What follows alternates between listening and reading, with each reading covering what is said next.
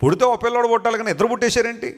ఇది ఖచ్చితంగా దైవ శాపమే అని చెప్పి ఆ ఇద్దరు పిల్లల్ని కూడా తీసుకెళ్ళి అరణ్యంలో వదిలేసేవారట. వాళ్ళని మృగాలే తినేస్తాయో, పురుగులు కీటకాలే కుట్టేస్తాయో, పాలు లేక చచ్చిపోతారో మాకు అనవసరం, వాళ్ళు మాత్రం బతకూడదని చెప్పి ఆ ట్విన్స్ని చిన్న చిన్న గుడ్డల్లో చుట్టి తీసుకెళ్ళి అరణ్యాల్లో వదిలేసేవారు. ఎందుకోసం అంటే ట్విన్స్ పుట్టడం అంటే అది కర్డ్స్ అనుకునేవారు ఆఫ్రికన్స్. అలాంటి వారి మధ్యకు మేరీ సెలెసియస్ వెళ్ళి, అమ్మ కాదు, ట్విన్స్ పుట్టడం అంటే శాపం కాదు, ఇది కూడా దీవెనే, ఇది కూడా ఆశీర్వాదమే అని అందరినీ ఎడ్యుకేట్ చేసి ఎంతోమంది కవల పిల్లలను కాపాడిన మేరీ సెలెసియస్ చెప్పలు కూడా దేవుని అనుమయింపచ్చిన వారి జీవితాలు నిలబెట్టేసింది, వారు బ్రతుకులు బాగు చేసింది. క్రైస్తవ్యం ప్రపంచానికి ఎప్పుడు మేలే చేస్తుంది కానీ ఎప్పుడు కీడు చేయలేదు. హల్లెలూయా.